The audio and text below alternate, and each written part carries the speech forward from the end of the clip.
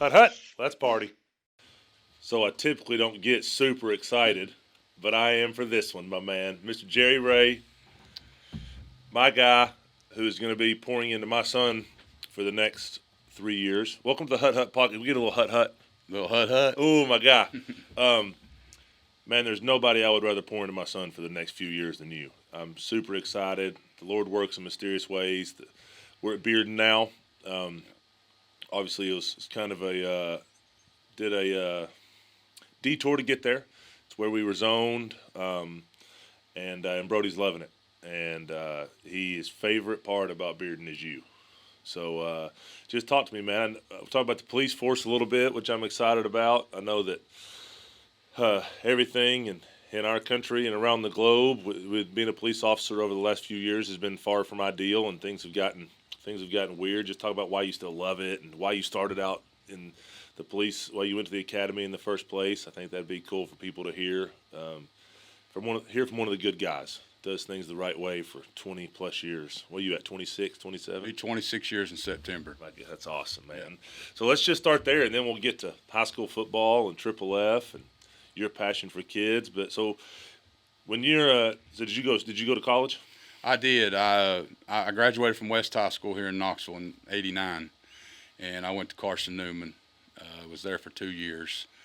Had a knee injury and decided that I didn't think it was what I wanted to do anymore. So when I came home, I had to find something to do. And I'd had two goals in life. One was to teach biology and coach high school football. The other was to be a police officer.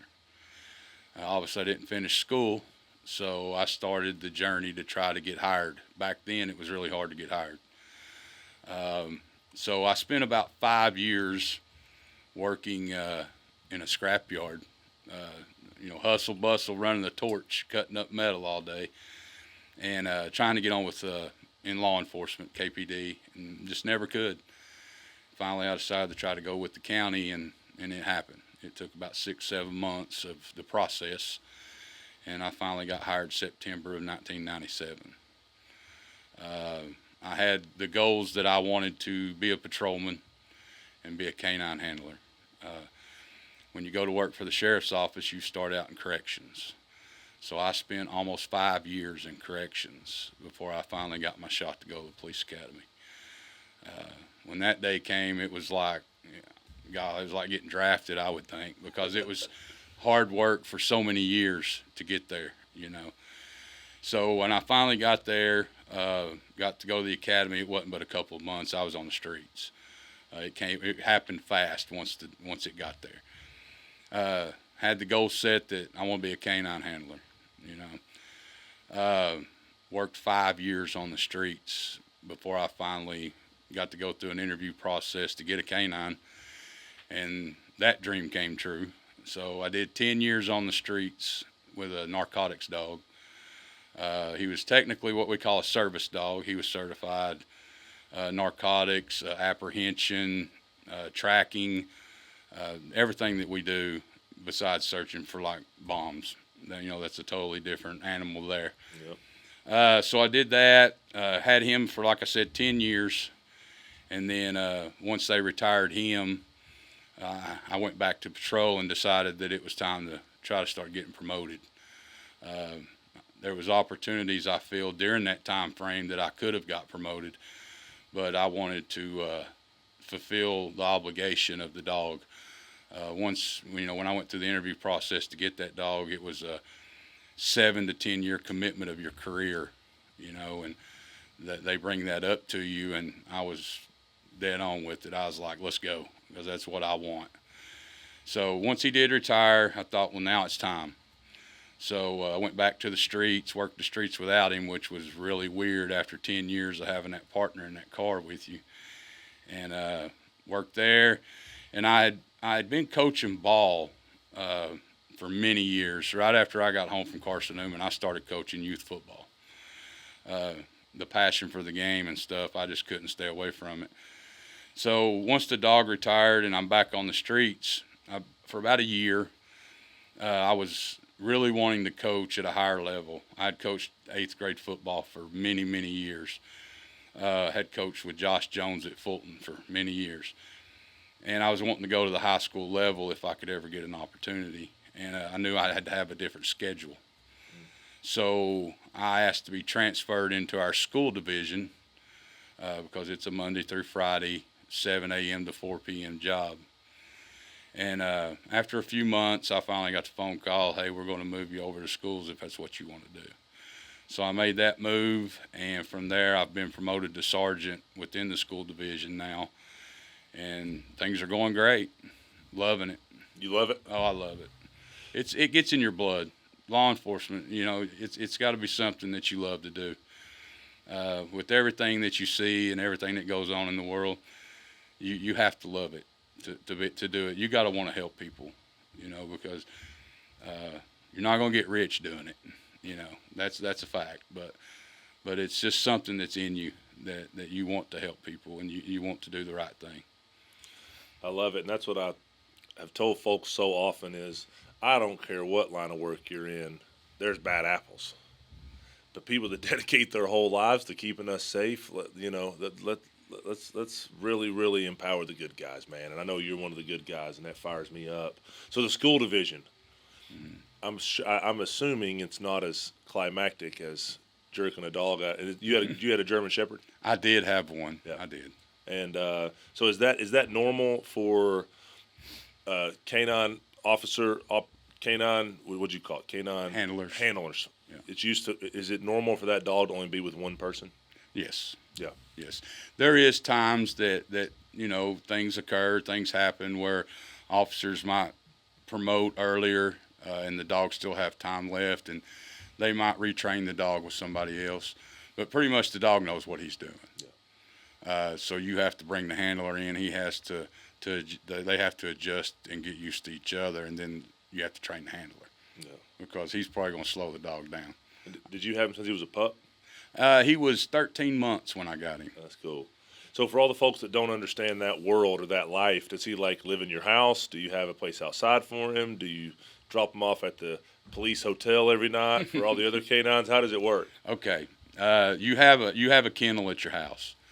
And when you come home in the afternoons from work or whatever shift you're on, because we do swing shifts on our patrol, you usually take him, put him up in his kennel, feed him, make sure he's got everything he needs, and if you're on night shift, you go to bed. He lived in the kennel out back, inclement weather, anything like that, he would come in the house. He knew his pecking order when it came to the house, that I'm dad, and then there's mom, and then there's brother and sister, and then him. Yeah. Because they are alpha dogs. They're alpha males, and they want to control everything. And with me and my dog, his name was Muncie. It was a never-ending domestic dispute. We went round and round every day. He would try me just like a kid will try a parent. It was every day for 10 years. Of course, he respected me, I respected him, but we had our moments that we would go round and round because he just wanted to do his thing. And I couldn't let him do that. You got to be in total control at all times. Well, based off of how much I've grown to love you in a short time and been around you as a coach, something tells me you kind of like that. I know that you like players that aren't just, yes, sir, coach, anything you want, please, please, please. You want dudes that have a little dog in them, and you got to keep them corralled and then just let the corral open. That's it. When it's time to party. That's it. So it's funny that you're coaching a lot of the same ways that you handled that dog, just from me watching you of, hey, boys, I'm dad. Mm-hmm. Don't jack around. I'll let you have your fun. But there's a fence here. There's a kennel here. Right. Your ass is in a kennel. You can run around the kennel and have as much fun as you want, but when you start trying to get outside the kennel, I got to bring you back. Right. But on Friday nights, I'm going to open that kennel door. I'm going to let you go do your thing. That's cool, man. That fires me up. Yeah, that was a big thing with me, and I've told people for years, I lived my life so much through the sheriff's office from playing football for all those years. I started playing when I was like 5 years old, played all the way up through a couple years of college ball. And then also it's vice versa as well. When it comes to ball, with bringing in the sheriff's office aspect of it, the accountability and everything. I can combine it all together, and both aspects of my life work together. And I kind of preach that to the kids, like at practice. On a real hot day during the summer when we're out there and it's 95 degrees, I tell the kids, we're going to rep it, we're going to rep it, we're going to rep it, and we're going to continue to rep it till you're sick of it. Well, that was the same with the canine. I had to rep it every day. Every day we trained for 10 years. Even if we were off, at some point during that day we did something. Because it's just, they have to train, they have to rep to do what they do. And that's what's so cool. And that's why I talk to so many folks and they ask me NFL questions. And I'm like, guys, I didn't have to go to school when I was in the NFL. I didn't have any other obligation to be an NFL football player. Mm-hmm. So it's this balancing act of how do we get the most out of these kids and even the college athletes. College athletes have a full-time job while going to school, but they still can't quite get them like the NFL gets us. It's this big, when you go from high school to college, it's this big jump in a time commitment. Then you leave college and go to the NFL, and officially it's a real job. But that's what I tell folks all the time is like, shame on you if you're the canine handler and it's game time and that dog ain't prepared. Right. That's a problem. Right. And guess what? You might lose your life. Mm-hmm.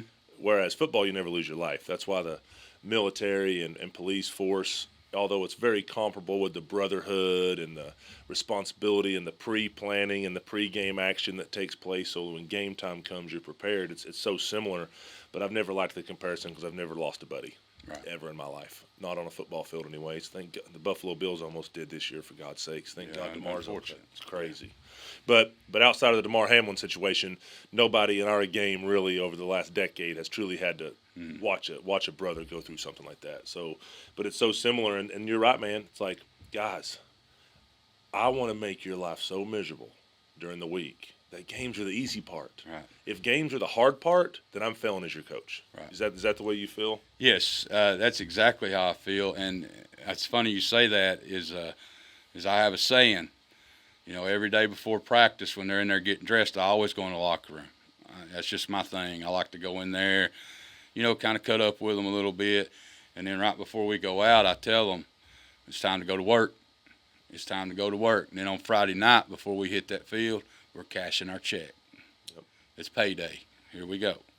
And that's what we work for all week is that Friday night so we can cash our check. Yep. And in the game of football, man, team sports, baseball, basketball, soccer, lacrosse now is getting huge in this town. Mm-hmm. Josh Jones loves the lacrosse team, by the way. They get to use the football field all the time. You have it more than we do. But just team sports in general, the brotherhood, sisterhood of being in it all together. But football's the only sport that you only get to do it 10 times in high school, 12 times in college, and 17 times in the NFL. Every other sport you get to play more than you practice. Right. And if you have a crappy game, it's like, well, I get to play again in 2 days. Football, I mean, you got to suffer for a week. Right. And there's 22 people out there. It's such a different environment. But man, when you truly can just cash your check and you're flying around, you feel good. I'm gonna steal that one from you. Yeah. Can I steal your Yes, material? you can, Thanks, sir. Man. Appreciate it. So I know you said something the other day, and it's funny how I just try to watch and learn from men I respect. By the way, I hope you know how much I respect you for serving our community and wanting to empower kids' lives.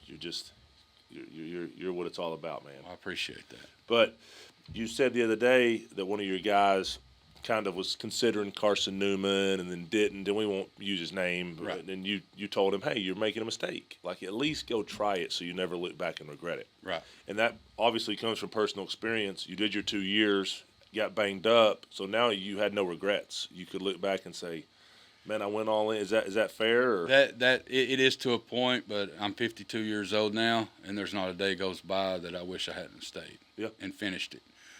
Healed up the best I could and gave it another shot. Yeah. Because I try to tell these kids all the time that when it's over, it's over. Mm-hmm. When you're 35, 40 years old and you have your own kids and you're sitting over there watching them, wishing that you could go do it again. You can't. Yeah. When you got to put it all in right then, because when it ends, it's over. So I do regret not finishing. because I really wanted to be a biology teacher and coach high school football. I'd be 30 years in now, 32 years in, if I would have stayed that route. But it just didn't happen. And I think the biggest thing with that was my old high school offensive line coach. That's what he did. And I respected that man so much. It was just unreal. And but he was a biology teacher, and I just wanted to follow his footsteps because I enjoyed it anyway. But I wanted to be like he was. Really good guy. So, if you don't mind me asking, was your father in your life? Yes, he was. Good man, good father. Yeah. So, this is the perfect segue to what my main goal for today was with you, man, is the empowering of these kids in this community. And you just served it up on a silver platter for me. You had a dad that was a good man, a good dad in your life. But who did you want to be like? Your high school O-line coach. Mm-hmm. And that's what I try to explain to folks all the time is, guys, us as parents can only do so much. Our kids tune us out. Like, we're the voice they hear all the time. Like, Jerry Ray is going to impact, and I get chills talking about it, is going to impact Brody Smith more than anybody else in his life for the next 3 years. And I happen to love Brody Smith a lot. And then Brock will come behind him. I don't know what position Brock's going to play yet, but I'm sure you'll try to grab him because he's meaner than a snake. Definitely. But and he loves playing O-line. He's a maniac. So I can't wait for you to coach him too. But how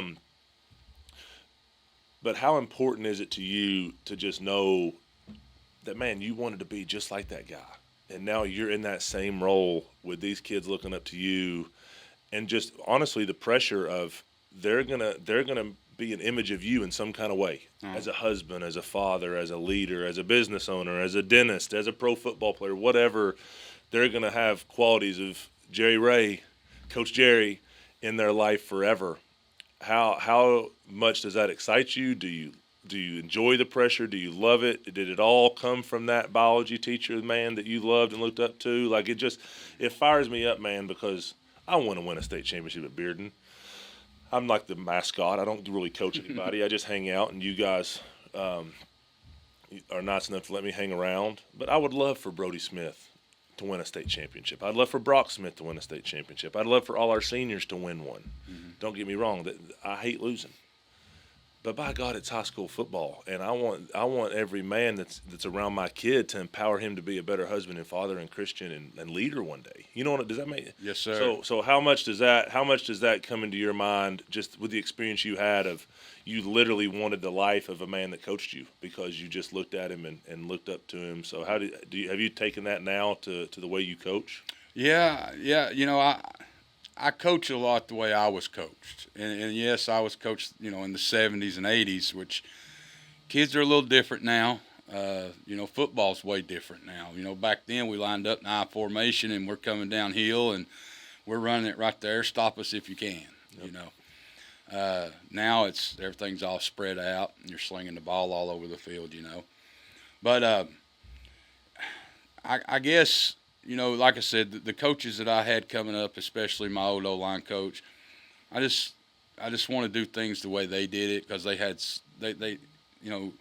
his name was Scott. He's passed away now. He's been gone for a while, but he just instilled so much in me, and he was so hard on me, but he was also the first one there to hug my neck, when I did the right things, and I do that same thing. The O-linemen at Bearden High School, they'll be able to tell you they've never been coached harder in their life. They've never been fussed at the way they've been fussed at, but they also tell you he loves us. And he's gonna come hug our neck when we do the right thing, but he's also the first one on our tail when we don't. Mm-hmm. And I just have so much to give that I'm gonna do it. My wife says that they're gonna pick me up on the sideline of a football field one day and they'll give her a call, because that's what I do. I've done it. My kids grew up. My son didn't play. He didn't enjoy it. They didn't force it on him. So, I have a good time. I love it. And I've took a year off here and there, and I was miserable.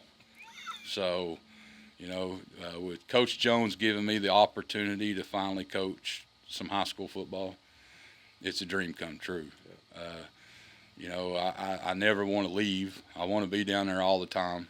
You know, I just, and there's so much more to learn. I learn every day. I learn something every day. And as long as I've been in it, I still learn something every day. Sitting in the coach's office, you know, when you're there talking, when Coach Jones is talking about something. So it's not like I've hit a peak where it's not fun anymore. You know, every day's a blast. You know, to be with those kids, to influence those kids, and I get all my satisfaction out of them succeeding. You know, if I can impact one kid a year, then I've done something. And I've been that way since day one. When I was right at 20 years old, started coaching 12-year-old football. Was the first team I ever had at the old Northwest Rangers. Had about 17 players. And that was the most fun I ever had in my life until now. High school football is a whole nother story. And, you know, and you hear guys talk about, well, I hope they give us a raise, or I hope we make this or make that. I do it for free and never look back, you know. And Coach Jones knows that. He knows that I'm there, you know, and it's never about money. It's about these kids, and just coaching them and preparing them, because every day we're preparing them for life too. It's not just football. 100%. You know, because we're real hard on their academics. You know, they hate the consequences of not having good grades. Some of them will see it real soon because spring ball fires up in 2 weeks. So I'm excited about that too. Oh yeah, we're gonna have some fun. I can't wait to get out there with you. And I don't know how much you know about my specific story. My father played in the NFL and then had extreme struggle when he left the league, like a lot of guys do. I'm sure you see it all the time in your line of work when guys don't have the badge anymore and they step away. It's like, where's their identity, right?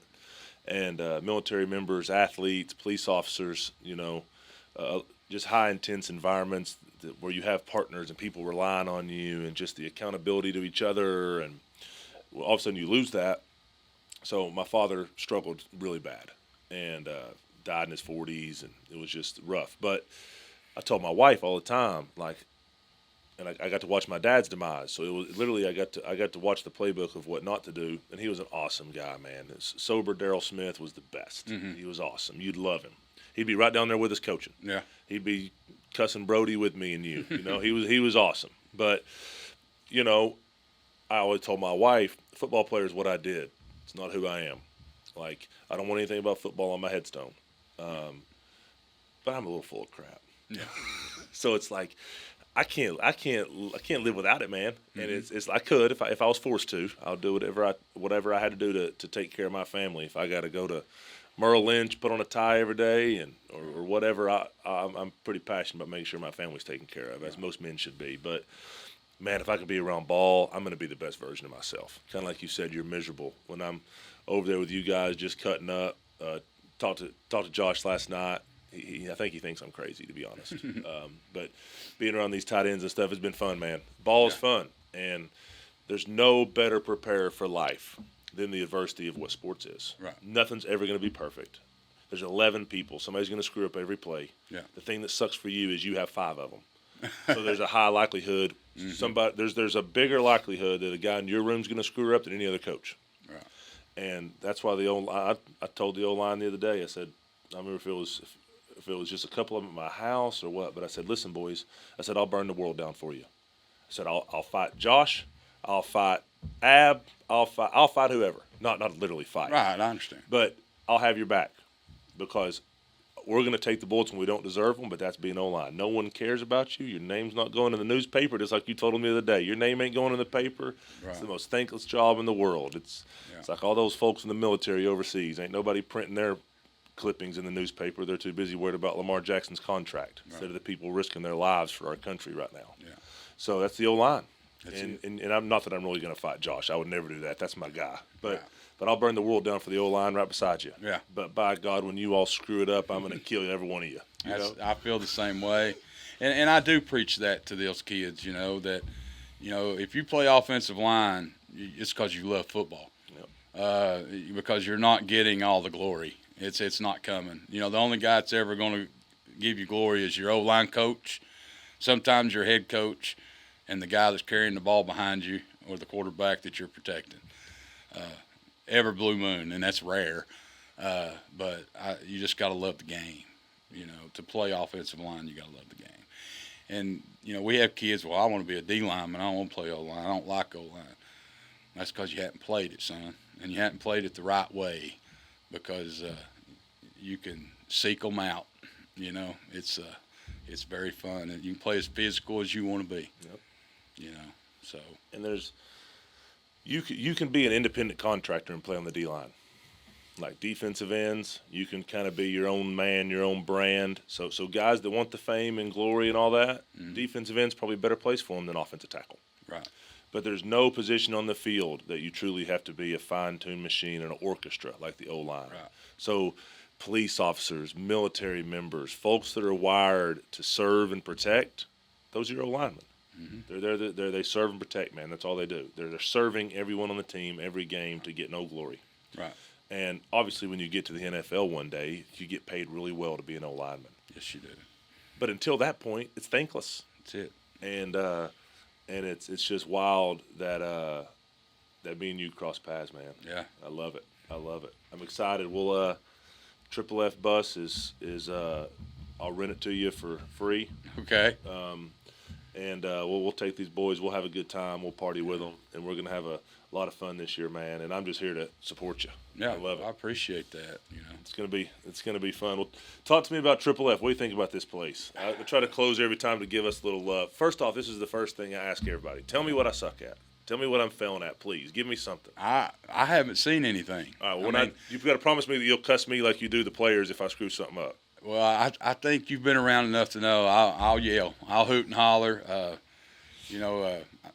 I'm probably one of the only high school coaches in Knoxville that's been put in timeout. Coach Jones actually did that to me last week around week 7, week 8. We were running some inside drill. Of course, it broke out into a free-for-all, and everybody got heated. Well, me and the running back coach got a little heated. And he's like, Jerry, you need to go sit down for a few minutes and calm down. Yep. Like, yes, sir, I'll do that. So, but it's just passion. But back to the question, Triple F, this place is awesome. I mean, I came down last week for the first time, and it blew my mind when I walked through the door. This is first class all the way. Anybody that has a kid that's inspiring to play high school football, college football, even college athletes, this is the place to be. There is nothing else you could possibly want, when you walk into a facility, and it's all here, everything. So I'm impressed. I appreciate it, buddy. Well, just like anytime I walk through the doors at Bearden to help you or be around you or just do whatever you need, whatever Josh needs. I hear we just hired a tight end coach. I don't know if it's official yet, so I haven't heard. Yeah, we'll wait to release this till it's official. But it's a kid from Powell. Josh likes him, young kid. He was real good friends with my wife's brother, actually. Small town. I guess he had a baby, so he took last year off, and now he's going to come over here with us. So anything he needs, I'm excited to help him. And that's what I told Josh. I said, man, I just want to be around to help. Obviously, Triple F's my baby and my passion, and our 415 class, I got to coach it every once in a while. I can't be at high school football I can't change my schedule. Heck, Lord forgive me for my language. We serve kids here, so it's a little hard to commit to high school football right now. But anytime I can be there, man, especially my boy being there, I'm excited. But I just want to do things the right way, Jerry, and empower these kids in this community and be there for the ones that don't have anything else but us. That's it. That's the goal every day is to just make them better than they were when they woke up that morning. When they go to bed that night, I'm a better person. Worked hard, got a good day in. Let's go to bed and start all over tomorrow. Let's thrive to get better than we were the day before. My guy, Jerry Ray, 26, 27, 28 years, police force. What did you tell me? Tell me again. 26. 26 years. Yeah. You getting to 30? Oh, I'm doing 30. 30. Yeah. 30-year police force, pouring into kids. Not a better man on the planet. Thank you for loving on my son. And anything you ever need from me, just say the word. I appreciate it. Thank you very Much much. love, brother. All right. Thank you. Hut, hut. Hut, hut. Yeah.